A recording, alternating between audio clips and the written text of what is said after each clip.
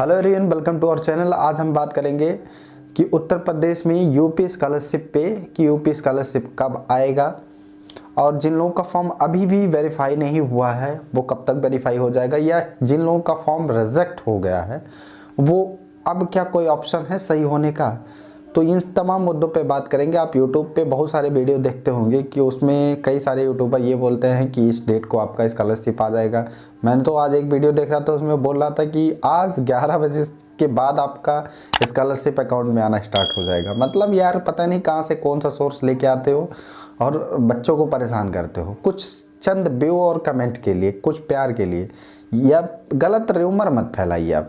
ये चीज़ें पहले बात तो जितने भी यूट्यूब पे यूट्यूबर हैं मैं उनको रिक्वेस्ट करता हूँ कि भैया अगर आपके 2 सब्सक्राइबर हैं, 10 सब्सक्राइबर हैं, कोई बात नहीं है, लेकिन आप उतने में संतोष रखिए। लेकिन जब तक आपके पास ऑथेंटिक इन्फॉर्मेशन ना आ जाए तब तक आप बच्चों को गुमराह मत करिए। दूसरी बात, मैं इस वीडियो में जो भी जानकारी दूंगा एकदम क्लियर कट जानकारी दूंगा कि आप लोगों की स्कॉलरशिप कब आ जाएगी और जिन लोगों का फॉर्म रिजेक्ट हो गया है वो किन्हीं कारणवश से हुआ है। यूआईडी या डीबीटी इनेबल की वजह से, इस वजह से रिजेक्ट हुआ, या बैंक की वजह से रिजेक्ट हुआ, या फिर एफिलिएटिंग एजेंसी जो अपना यूनिवर्सिटी एफिलिएटिंग एजेंसी है उसकी वजह से वहाँ से ब्लॉक कर दिया गया था, रिजेक्ट हो गया था, इसलिए आपका फॉर्म रिजेक्ट हुआ, या 60% से नीचे मार्क था तो इसलिए DWO ने रिजेक्ट किया। इन तमाम मुद्दों पे बात करेंगे, तो प्लीज़ वीडियो को अंत तक देखिएगा और वीडियो पसंद आए तो एक लाइक करिएगा, दोस्तों के साथ शेयर करिएगा ताकि सारे लोगों को ऑथेंटिक जानकारी मिले। देखो, जिन लोगों का फॉर्म रिजेक्ट हुआ है वो किसी भी रीजन से हुआ, अभी भी उनके पास एक ऑप्शन है। ऑप्शन ये है कि वो अपना जैसे मान लीजिए जिसका 60% से नीचे था प्रीवियस क्लास में, अगर उसका रिजेक्ट हुआ है तो अपनी उस प्रीवियस ईयर की मार्कशीट का फोटोकॉपी करिए, एक एप्लीकेशन लिखिए और उसको अपने कॉलेज में सबमिट कर दे। अगर कॉलेज वाले चाहेंगे तो उसको वेरीफाई करवा सकते हैं। ये पहला आंसर हुआ।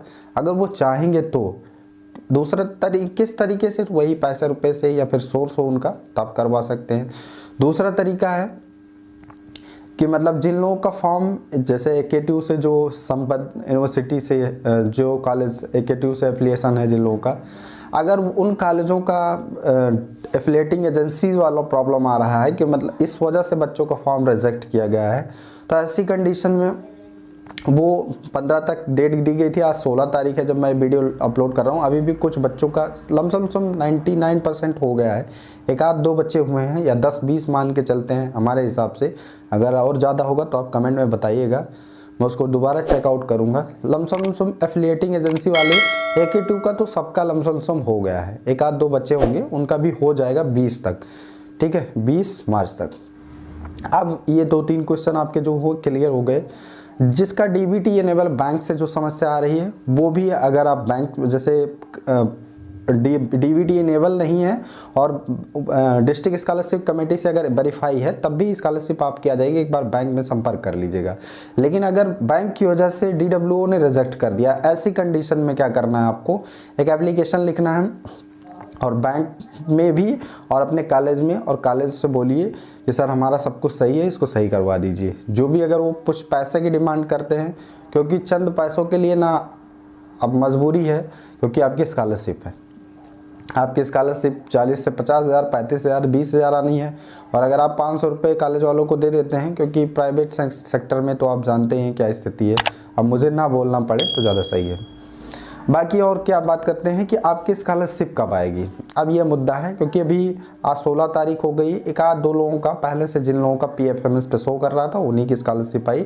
बल्क अमाउंट में या फिर ज़्यादा अमाउंट में अभी स्कॉलरशिप नहीं आई कि ऐसा हो कि यार धड़ल्ले से बहुत ज़्यादा स्कॉलरशिप आ गई, बहुत सारे लोग आके कमेंट कर रहे हैं सर मेरी आ गई, ऐसा कुछ अभी नहीं हुआ है। तो ये कब से होगा? तो देखो, अभी मैं पर्टिकुलर अयोध्या डिस्ट्रिक्ट की बात करूँ तो मैं DWO को बहुत करीब से जानता हूँ, देखा, जाके समझा उनसे। तो जो समझने के बाद मुझे समझ में आया कि अभी जो है आपका डाटा जो लॉक किया जा रहा है वो 20 तारीख तक चलेगा लॉक करने का। लॉक करने के बाद एक पेन ड्राइव तैयार होगी, कॉलेजों से पेन ड्राइव मांगी गई है फिर से, और एक पेन ड्राइव तैयार होगी, ये NIC को भेजी जाएगी। NIC के द्वारा पैसा स्वीकृत होगा। जो यूट्यूबर आपको वो ऑफिशियल पूरा वो दिखा रहे हैं कि 12 मार्च से इतनी देर तक यहाँ से पैसा सेंक्शन किया जाएगा, उसके बाद ये होगा, वो सब पीछे चल रहा है भाई, ठीक है, उसके अकॉर्डिंग अगर होता तो बहुत सारे बच्चों को अब तक पैसा मिल गया होता, तो उस पे मत बिलीव करिए। अब जो मैं बोल रहा हूँ केवल उतने बिलीव करिए। तो अभी 20 तारीख तक आप लोग का केवल फॉर्म वेरिफिकेशन का काम चलेगा।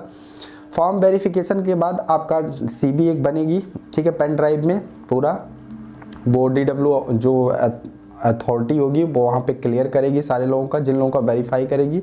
उसके बाद वो डाटा उठा के NIC को भेजेगी, NIC पैसा सेंशन करेगा, उसके बाद ही फिर आप लोगों का पेमेंट हो पाएगा। तो मैं एक मोटा मोटी आपको आंकड़ा दे देता हूँ कि 25 मार्च के बाद आप लोगों का अकाउंट में पैसा क्रेडिट होना ज़्यादा अमाउंट में, मतलब बहुत सारे बच्चों का पैसा आना स्टार्ट हो जाएगा 25 मार्च से लेके। और ये पैसा कब तक आएगा, तो 10 अप्रैल तक पैसा आएगा। होता है 31 तारीख के बाद पैसा नहीं आया है, मैंने बोल दिया था पिछले वीडियो में अपने, लेकिन जब उन्होंने बताया, उनसे जो मेरी बात हुई, तो उन्होंने कहा कि भैया 10 अप्रैल तक बच्चों का पैसा आएगा। क्यों? क्योंकि 10 दिन डिले हो गया है।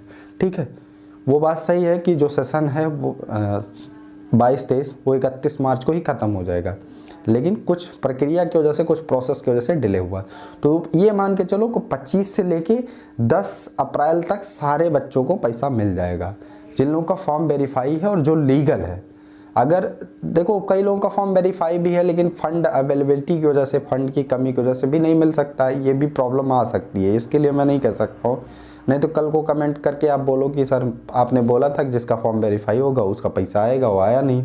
तो भैया फंड अगर रहेगा तो आपको पैसा मिलेगा।